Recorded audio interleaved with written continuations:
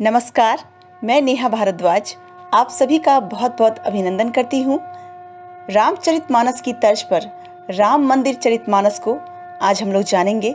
अयोध्या में रामलला के प्रकट होने से लेकर भूमि पूजन तक की पूरी कहानी को समझेंगे।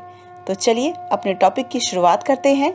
मंदिर के अलग अलग हिस्सों और अलग अलग कल में जाकर राम मंदिर किस प्रकार सभी हिंदू धर्म के सपनों को पूरा करेगा और रामचरित के माध्यम से जानेंगे कि क्या रहा अब तक का अयोध्या का इतिहास। गोस्वामी तुलसीदास के रामायण में बालकांड से लेकर विवाह तक पूरी कहानी लिखी हुई है, लेकिन हम यहाँ सबसे पहले चलेंगे 1971 में। पहले रामलला की मूर्ति ने कैसे मंदिर आंदोलन का बीज डाला था, तो बालकांड के माध्यम से इसको जानेंगे।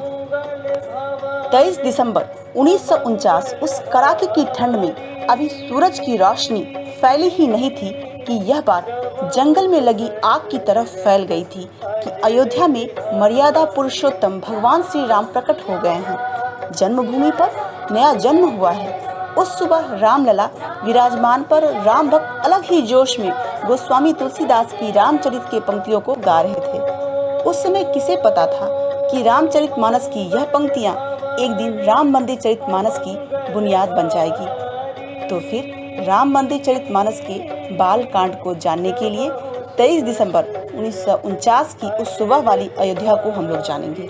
तो सुबह क्या हुआ था?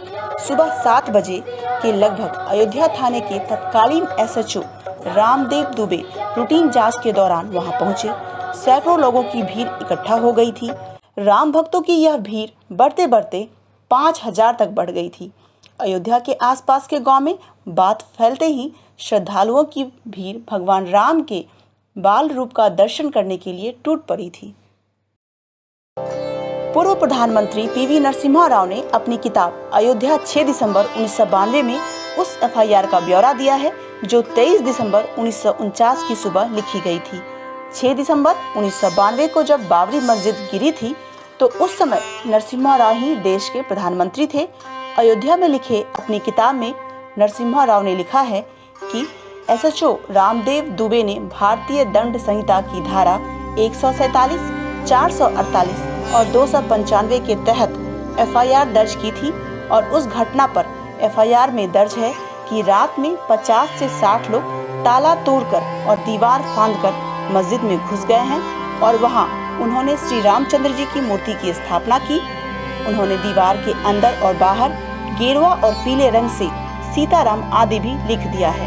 उस समय ड्यूटी पर तैनात कांस्टेबल ने ऐसा करने से मना किया, लेकिन किसी ने भी उसकी बात नहीं सुनी। वहां तैनात पीएससी को भी बुलाया गया, लेकिन उस समय तक वह मंदिर में प्रवेश कर चुके थे। जिस वक्त यह घटना घटी, खंडित आजादी की लहूलुहान जमीन पर हिंदुस्तान अपने लिए नया भविष्य लिख रहा था, संविधान लिखा जा रहा था। उस वक्त जवाहरलाल नेहरू देश के प्रधानमंत्री थे और सरदार वल्लभ भाई पटेल गृह मंत्री। नेहरू और पटेल इस देश की तकदीर का फैसला कर रहे थे।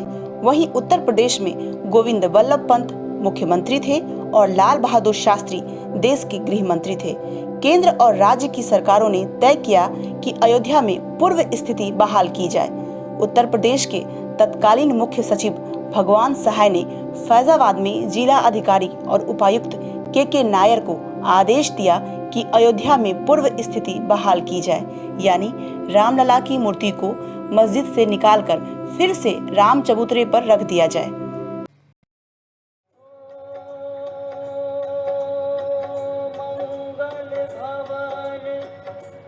23 दिसंबर को ही दोपहर 2:30 बजे नायर तक हुकूमत का हुक्म पहुंच चुका था। मुख्य सचिव का आदेश था कि बल प्रयोग करना पड़े तो प्रशासन पीछे ना हटे, लेकिन जवाब में के नायर ने चिट्ठी लिखी कि रामलला की मूर्तियों को गर्भगृह से निकालकर चबूतरे पर ले जाना संभव नहीं है। ऐसा करने से अयोध्या, फैजाबाद और आसपास के गांव कस्बों में कानून व्यवस्था बिगड़ सकती है। जिला प्रशासन ने अधिकारियों यहाँ तक कि पुलिस वालों की गारंटी भी नहीं दी जा सकती है। साथ ही ऐसा पुजारी मिलना संभव नहीं है जो विधि पूर्वक रामलला की मूर्ति को हटाने के लिए तैयार हो जाए। नायर के इस जवाब से उत्तर प्रदेश के पंत सरकार खिन्न हो गई और दोबारा आदेश दिया कि पुरानी स्थिति बहाल की जाए। इसके जवाब में के नायर ने 27 दिसंबर 1949 को दूसरी चिट्ठी लिखकर इस्तीफे की पेशकश कर दी और साथ ही सरकार को एक सलाह भी दी। विस्फोटक हालात को काबू में करने के लिए इस मामले को कोर्ट पर छोड़ा जा सकता है। कोर्ट का फैसला आने तक विवादित ढांचे के बाहर जालीनुमा एक गेट बनाया जाए, जहां से श्रद्धालु रामलला के दर्शन तो कर सकेंगे लेकिन अंदर प्रवेश नहीं कर सकेंगे। उन्होंने यह भी सुझाव दिया कि रामलला की नियमित पूजा और भोग लगाने के लिए जो नियुक्त पुजारियों की संख्या है उसे 3 से घटाकर 1 कर दिया जाए। फिर मामला कोर्ट में चला गया और 6 दिन बाद ही कोर्ट ने तत्कालीन नगरपालिका अध्यक्ष प्रिया दत्त राम को इमारत का रिसीवर नियुक्त किया और उन्हें ही मूर्तियों की पूजा आदि की जिम्मेदारी दे दी गई। उस वक्त रामलला का जो भोग लगता था वो राम चबूतरे की रसोई में बनाया जाता था। उसके बाद भोग लगाने के लिए संतरी इमारत का ताला खोल देते थे। उसके बाद बाबरी मस्जिद का बतौर मस्जिद इस्तेमाल बंद हो गया, लेकिन जनवरी 1950 में फिर से याचिका दाखिल की गई। इस बार जो याचिका था वो ऑल इंडिया रामायण महासभा की जनरल सेक्रेटरी गोपाल सिंह विशारद ने दाखिल की थी और रामलला की पूजा पाठ की व्यवस्था करने की मांग की थी। दिसंबर 1950 रामचंद्र दास परमहंस ने भी पूजा पाठ करने की व्यवस्था की मांग की। उसके बाद सरकार ने फरवरी 1951 में दोनों याचिकाओं को एक साथ जोड़ दिया। फिर तब से राम मंदिर आंदोलन का एक प्रमुख चेहरा रामचंद्र दास परमहंस बने रहे। आपके लिए यह जानना भी अत्यंत जरूरी है कि राजीव गांधी सरकार की इसमें क्या भूमिका रही है। तो गोस्वामी तुलसीदास ने अपने रामचरितमानस के दूसरे अध्याय में अयोध्या कांड का जिक्र किया है। अयोध्या में राम मंदिर के लिए राजीव गांधी सरकार ने ताला खुलवाया। इससे क्या हुआ कि हिंदुस्तान की सियासत का हर रास्ता अयोध्या जाने लगा, चाहे वो बीजेपी का हो या कांग्रेस का हो। तो बीजेपी नेता लाल कृष्ण आडवाणी का राम रथ यात्रा ने जब सोमनाथ से अयोध्या के लिए कूच किया तो यात्रा को मिलते जन समर्थन से साफ था कि इसका असर काफी व्यापक होगा। उसके बाद तो आंदोलन के लिए सारे रास्ते अयोध्या की तरफ बढ़ते चले गए। अयोध्या की तरफ हर बढ़ते सियासी कदम की शुरुआत 1 फरवरी 1986 को जब विवादित परिसर का ताला खुला उस समय शुरू हुआ। उस समय राजीव गांधी देश के प्रधानमंत्री थे। इसके बाद राम मंदिर निर्माण के आंदोलन ने पूरे देश में जोर पकड़ लिया। 1985 में एक मुस्लिम महिला शाहबानो के मामले में सुप्रीम कोर्ट ने फैसला दिया कि शाहबानो को तलाक देने वाले उसके जो शौहर हैं उनको पूरा गुजारा भत्ता देना होगा। अदालत का यह फैसला मुस्लिम कट्टरपंथियों को नागवार लगा। राजीव गांधी सरकार ने उनके दबाव में आकर संसद के जरिए अदालत के सबसे बड़े फैसले को पलट दिया। शाहबानो केस राज्य सरकार के लिए मुसीबत बन गया। लेकिन राजीव गांधी यही नहीं रुके। अब बात आई विवादित भूमि पूजन पर राम मंदिर शिलान्यास की। तो 1989 के चुनाव के ठीक पहले देवराहा बाबा से मुलाकात की। देवराहा बाबा जिनके प्रताप पर इंदिरा गांधी भी भरोसा करती थी। देवराहा बाबा से मिलकर मंदिर शिलान्यास के बाद राजीव गांधी अपने चुनाव प्रचार भी इसी अयोध्या से आरंभ किए। लेकिन चुनाव में राजीव गांधी को इसका फायदा नहीं हुआ। बीजेपी 2 सीटों से आगे पहुंच गई। वहीं दूसरी तरफ वीपी सिंह देश के प्रधानमंत्री बन गए। उनकी अगुवाई में जनता दल को 143 सीटें भी मिली। राजीव गांधी रामलला मंदिर शिलान्यास के लिए बहुत जोर लगाए, पर यह सफल नहीं हो पाया। शाहबानो केस के कारण कई हिंदू और मुसलमान खफा हो गए। वहीं दूसरी तरफ विश्व हिंदू परिषद राम जन्मभूमि आंदोलन को एक बड़ा धार्मिक मुद्दा बना लिया, जिसमें बीजेपी भी जुड़ गई। नतीजा क्या हुआ कि यह जो मुद्दा था धार्मिक चौहद्दी से निकलकर राम मंदिर सभी सियासत के सिर पर नाचने लगा। 6 दिसंबर 1992 की घटना ऐसी थी कि मानो देश अचानक संविधान के दायरे से फिसलने लगा हो। रामचरितमानस के अरण्यकांड में भगवान राम के जंगल में भटकने की कहानी है। तो आगे हम लोग जानेंगे इस अध्याय में कि बाबरी मस्जिद विध्वंस जब खुलने लगा तो क्या हुआ आगे। 6 दिसंबर 1992 को अयोध्या में जो कुछ हुआ उसने राजनीति की धारा बदल दी। पूरा देश बाबरी मस्जिद के विध्वंस पर आश्चर्य में था। सवालों की छींटें तत्कालीन प्रधानमंत्री नरसिम्हा राव की सरकार पर भी पड़ी, जिसने एक झटके में बीजेपी के 4 राज्यों की सरकारों को बर्खास्त कर दिया। बाबरी मस्जिद की रक्षा का वचन उत्तर प्रदेश के तत्कालीन मुख्यमंत्री कल्याण सिंह ने सुप्रीम कोर्ट को दिया था, लेकिन ऐसा नहीं हुआ। इसके लिए उन्हें 1 दिन की सजा भी हुई। उसी दौरान नरसिम्हा राव सरकार ने क्या किया था कि आरएसएस पर भी पाबंदी लगा दी थी, लेकिन राम मंदिर से जुड़ी युवा ब्रिगेड खुश थी। 500 साल पुराने अयोध्या विवाद पर 2010 में पहला फैसला आया था, जिसके बारे में आपको जानना बेहद जरूरी है। इलाहाबाद कोर्ट ने 2.77 एकड़ की जमीन को 3 हिस्सों में बांट दिया था। यह फैसला किसी को मंजूर हुआ और किसी को नहीं हुआ। उसके बाद क्या था, हाई कोर्ट के फैसले को सुप्रीम कोर्ट में चुनौती दे दी गई। लेकिन तुलसीदास के रामचरितमानस में सुंदरकांड में हनुमान के लंका प्रस्थान का वर्णन है। लंका दहन कर वापसी की चर्चा भी है। यहाँ अयोध्या विवाद में आगे क्या हुआ, हम प्रवेश करते हैं अब सुंदरकांड में।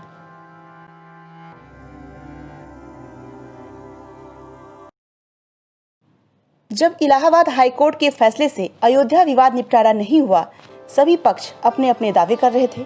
दरअसल इस फैसले के मुताबिक जहां राम मूर्ति थी उसे रामलला विराजमान को दे दिया गया। सीता रसोई भंडारा, राम चबूतरा, निर्मोही अखाड़ा को दिया गया। बचा हुआ तीसरा हिस्सा जो था वो सुन्नी वक्फ बोर्ड को दे दिया गया था। तीनों ही असंतुष्ट पक्ष सुप्रीम कोर्ट पहुंचे, जिसने 9 मई 2011 को इलाहाबाद हाई कोर्ट फैसले पर रोक लगा दी थी। इस मामले को कोर्ट से बाहर सुलझाने की भी कोशिशें की गई, लेकिन नतीजा कुछ भी नहीं निकला। आखिरकार 6 अगस्त 2019 से 14 अक्टूबर तक, मतलब कुल मिलाकर के 40 दिनों तक लगातार सुनवाई होती रही। रामलला विराजमान के वकील थे CS वैद्यनाथन। सुन्नी वक्फ बोर्ड का जो पक्ष रख रहे थे वे थे राजीव धवन, और निर्मोही अखाड़ा की पैरवी कर रहे थे वकील सुशील कुमार जैन। इस केस में तीनों ही पक्ष जमीन पर दावा कर रहे थे, लेकिन जमीन के दस्तावेज किसी के पास नहीं थे। निर्मोही अखाड़ा की क्या दलील थी कि 1934 के बाद अंदर का पूरा हिस्सा हमारे पास था जो हमें मिलना चाहिए। वैद्यनाथन की दलील क्या थी कि इस इलाके में हमेशा से ही राम मंदिर था, जहां तोड़कर बाबरी मस्जिद बनाई गई। 1949 में जब से मूर्ति रखी गई है तब से यह हमारे कब्जे में है, तो यह हिस्सा हमें मिलना चाहिए। अब सुन्नी वक्फ बोर्ड के वकील को भी इन दावों का जवाब देना था, तो उन्होंने दिसंबर 1949 में मूर्ति रखे जाने का मुद्दा बनाया। उनकी ओर से कहा गया कि दिसंबर 1949 में राम मूर्ति को रखना अवैध था, वहां सिर्फ मस्जिद थी। इस तथ्य को आधार माना जाए कि दिसंबर 1949 में आधी रात को मस्जिद में मूर्ति रखी गई थी। इस अवैध काम का फायदा पूरे पक्ष को नहीं मिलना चाहिए। सुन्नी वक्फ बोर्ड के वकील राजीव धवन ने राम चबूतरे पर हिंदुओं का हक माना। उन्होंने कहा कि राम चबूतरा में हिंदू पूजा करते रहे, वहीं भगवान राम का असली जन्म स्थल है। इस हिस्से में हिंदू पूजा करें तो हमें कोई ऐतराज नहीं है, लेकिन अंदर का हिस्सा सुन्नी वक्फ बोर्ड को ही मिलना चाहिए। दस्तावेजी सबूत न होने के कारण सुप्रीम कोर्ट ASI की रिपोर्ट पर भी गौर किया जाए, लेकिन यह भी कहा गया कि ASI पर जमीन पर मालिकाना हक तय नहीं किया जा सकता है। वहीं दूसरी तरफ 574 पेज की ASI रिपोर्ट में बताया गया है कि बाबरी मस्जिद के खंभों और स्लैब में ऐसे चिन्ह हैं जिनसे संकेत मिलता है कि यहाँ पहले मंदिर ही था। काले पत्थर की 14 खंभे मिले हैं जिन पर धार्मिक चिन्ह बने हुए थे, जैसे कमल का फूल और सबसे अहम वराह भगवान की आकृति। इस पर राजीव धवन का क्या कहना था कि माय लॉर्ड, ऐसी मूर्ति बनाने वाले हिंदू होते थे। कारीगरों ने अपनी पसंद की चीजें यहाँ पर चित्रित कर दी है। कोर्ट ने तुरंत पूछा, मिस्टर धवन, देश में ऐसी कोई मस्जिद है जहां पे ऐसे चिन्ह मिलते हैं? इस पर राजीव धवन की ओर से जवाब आया कि मेहरौली में एक मस्जिद है, वहां मूर्तियां रखी है। इस पर आपत्ति जताई गई। हिंदू पक्ष ने कहा कि वह तो 32 मंदिर तोड़कर बनाई गई है, जो शिलालेखों पर भी अंकित है। कोर्ट ने तब सबसे बड़ा सवाल पूछा कि मुसलमान वराह को तो अशुभ मानते हैं, इस्लाम में इसे निकृष्ट माना जाता है, तो इसकी आकृति मस्जिद में कैसे बनाई जा सकती है? ऐसी दलीलों की वजह से मुस्लिम पक्ष जहां ASI की रिपोर्ट को अविश्वसनीय साबित करने पर तुला था, वहीं हिंदू पक्ष इसका पुरजोर बचाव कर रहा था। 40 दिन की सुनवाई के दौरान कोर्ट में कभी माहौल गर्म भी रहता था, लेकिन कभी कभी जबरदस्त तनातनी भी हो जाया करती थी। इसी दौरान किशोर कुरुनाल की किताब अयोध्या रिविजिटेड को फॉलो करने की कोशिश की गई, जिसका काफी विरोध हुआ। इसमें 12वीं सदी के एक मंदिर का जिक्र है। दोनों पक्ष आखिर तक डटे रहे, कोर्ट में दलील देते रहे। और यह भी कहा गया कि मुसलमान तो कहीं भी नमाज पढ़ सकते हैं, पर एक बार मंदिर बन गया तो मूर्ति रहे या ना रहे उसकी पूजा होती रहेगी। कामतगिरी और कैलाश पर्वत के उदाहरण दिए गए और बताया गया कि वहाँ कोई मूर्ति नहीं है, लेकिन पूजा होती रहती है और परिक्रमाएं होती रहती है। 40 दिन की लंबी सुनवाई के बाद सुप्रीम कोर्ट ने अपना फैसला सुरक्षित रख लिया। उसके बाद 9 नवंबर 2019 को सुप्रीम कोर्ट द्वारा इस देश का सबसे बड़ा फैसला आया। इस फैसले के मुताबिक 2.77 एकड़ जमीन रामलला विराजमान को दी गई, वहीं 5 एकड़ जमीन केंद्र सरकार सुन्नी वक्फ बोर्ड को देगी। एक ही दिन दोनों पक्ष को उसकी जमीन दी जाएगी। इसके साथ ही अयोध्या में राम मंदिर बनने का रास्ता साफ हो गया। यह जो राम मंदिर का सफर था, ये इतना आसान नहीं था। कुछ और भी है जो बताना बेहद जरूरी है। अयोध्या के वर्षों पुराने विवाद का अंत तो हो गया, लेकिन इसका एक काला पक्ष भी है। समाधान से पहले अयोध्या में अक्सर संग्राम छिड़ा रहा। इसकी तुलना रामचरितमानस के लंका कांड या युद्ध कांड के तौर पर की जा सकती है, जिसमें राम रावण युद्ध का वर्णन मिलता है। तो चलिए हम अगले अध्याय यानी लंका कांड में आपको बताते हैं कि राम के नाम पर कैसे खूनी संघर्ष होता रहा। वैसे अयोध्या का मतलब है जिसे युद्ध में हराया ना जा सके, जिससे युद्ध करना संभव ना हो। इसके बावजूद समय समय पर राम की नगरी को संघर्ष में डालने की कोशिशें होती रही। यही वजह है कि अयोध्या के साथ इसका रक्त रंजित इतिहास भी जुड़ा हुआ है। 6 दिसंबर 1992 अयोध्या में जो कुछ भी हुआ, इस तारीख में हिंदुस्तान की सियासत परंपरा और लड़ाई का रुख पूरी तरह से बदल दिया। उस दिन मर्यादा पुरुषोत्तम के नाम पर हर कोई अमर्यादित था। 6 दिसंबर को गीता जयंती थी। द्वापर में इसी दिन महाभारत भी हुआ था और कलयुग का एक महाभारत देश के सामने था। विवादित ढांचे को गिरा दिया गया, लेकिन उसके पहले यूपी के जो तत्कालीन मुख्यमंत्री कल्याण सिंह थे, उन्होंने लिखित में कार्यसेवकों पर गोली चलाने से इनकार किया था। इस घटना के बाद कल्याण सिंह की सरकार को बर्खास्त कर दिया गया था और इतना ही नहीं, बीजेपी की 3 और सरकारें जो थी उसे बर्खास्त कर दिया गया। हिमाचल प्रदेश के शांता कुमार, राजस्थान के भैरव सिंह शेखावत और एमपी की सुंदरलाल पटवा जो सरकार है उसे बर्खास्त कर दिया गया और वहां पे राष्ट्रपति शासन लागू कर दिया गया। राम जन्मभूमि के लिए 76 लड़ाइयाँ हो चुकी थी। 3 लाख से ज़्यादा लोग मारे जा चुके थे। यह उस अयोध्या का इतिहास है जहां समाधान से पहले 500 साल तक संघर्ष जारी रहा। इतिहास को देखें तो 1934 में कार्यसेवकों की एक विशाल भीड़ ने विवादित ढांचे की 3 गुंबद तोड़ दिए थे। उस वक्त फैजाबाद के अंग्रेज कलेक्टर ने इसका पुनर्निर्माण करवाया। इससे पहले 1855 में भी अयोध्या में जबरदस्त संग्राम हुआ। ढांचे का एक हिस्सा भी गिरा दिया गया था। उस वक्त राजनीति से ज़्यादा 2 विचारधाराओं का टकराव था, जो 500 साल के बाद अब जाकर थमा है। रामनगरी अयोध्या में यह राम कथा का नया अध्याय है। कई वर्षों तक चली संघर्ष कथा का यह अपना उत्तरकांड है। चलिए इसमें जानेंगे कि किस प्रकार से भूमि पूजन प्रारंभ किया गया। इस भूमि पूजन के लिए 2000 पवित्र जगहों से मिट्टी लाई गई थी और 100 से ज़्यादा नदियों का पानी रखा गया था। 1989 में दुनिया भर से 2,75,000 ईंटें जन्मभूमि भेजी गई थी। इनमें से 9 ईंटों को शिलाओं का पूजन के लिए रखा गया था। प्रधानमंत्री नरेंद्र मोदी ने अभिजीत मुहूर्त में श्री राम जन्मभूमि में भव्य राम मंदिर के निर्माण के लिए भूमि पूजन करने के साथ ही आधारशिला भी रखा। सरयू घाट को भव्य तरीके से सजाया गया था। साथ ही कांची के शंकराचार्य की ओर से भेजी गई नवरत्न जड़ित सामग्रियों को पूजन में समर्पित भी किया गया। प्रधान शिला के पूजन के पश्चात अष्ट उपशिला का पूजन किया गया और इसके पश्चात प्रभु श्री राम की कुलदेवी के पूजन के साथ ही सभी देवियों का पूजन किया गया। जिस स्थल पर रामलला विराजमान थे, उसी स्थल पर शिलाओं का पूजन भी किया जा रहा था। बाबा भैरवनाथ का स्मरण कर भूमि पूजन शुरू की गई और इसी के साथ 9 शिलाओं का पूजन प्रारंभ हुआ। यजमान के रूप में प्रधानमंत्री नरेंद्र दामोदर दास मोदी को संकल्प दिलाया गया।